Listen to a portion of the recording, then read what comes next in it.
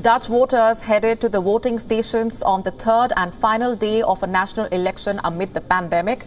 With the final votes cast, the Dutch Prime Minister is expected to stay on in office, which means that the Conservative Prime Minister will return to power for a record fourth term.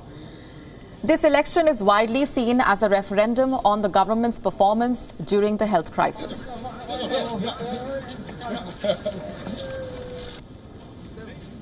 So we never know what will happen, so let's await what the voters will decide today. But based on the polls, cautiously, but knowing the sovereignty of the Dutch people, let's see what happens.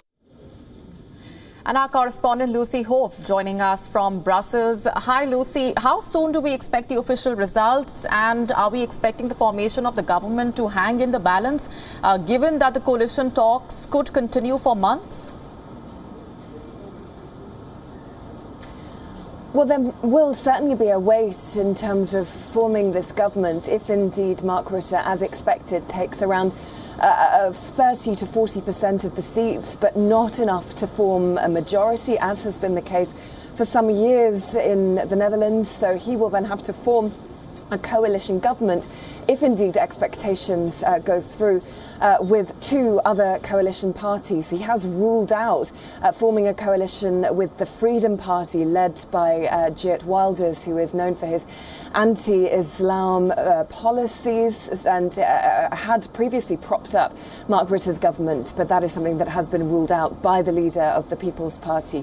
So it will hang in the balance. We are expecting the process to take some weeks before this coalition is formed, but certainly we should get a result from the third and final day of the polls in the coming days by the end of this week. But then it is likely that Dutch voters will have a continued period of uncertainty while that coalition government is formed.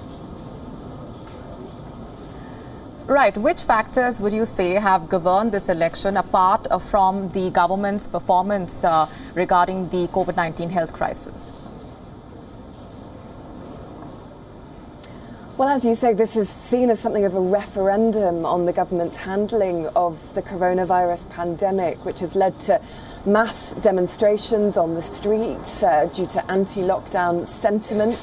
There has been accusations of mishandling by the government of the COVID-19 pandemic, but one that doesn't appear to have massively impacted the public perception of Mark Rutte, who remains perceived as a solid pair of hands, a conservative leader who still has mass personal popularity. But other things to think about is a scandal which led to the mass resignation of the cabinet some weeks ago due to child benefit fraud, which then had racist undertones. That led to, as I say, the mass resignation by the cabinet in what was perceived to have been a symbolic gesture, but meant that for some weeks now, Mark Rutte has been a caretaker incumbent leader. There is also anti-European sentiment that is rising in the Netherlands, led of course by the rising popularity of that Freedom Party. So a feeling that Mark Rutte and others in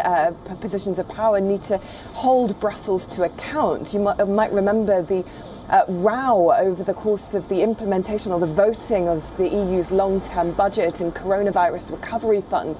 Mark Rutte at that point led efforts to ensure that the EU put in a more austere budget than perhaps other European leaders would have liked, very much asserting that position of so-called austerity or frugality in the European Union, and that plays well to a domestic audience at home. But there is a feeling that now that the UK has left the European Union, that the Netherlands has lost an ideological ally, and perhaps there is rising levels of Euroscepticism domestically that could play into this election. Leaving it there for the moment, Lucy Hove, coming back to you for further updates as and when they trickle in.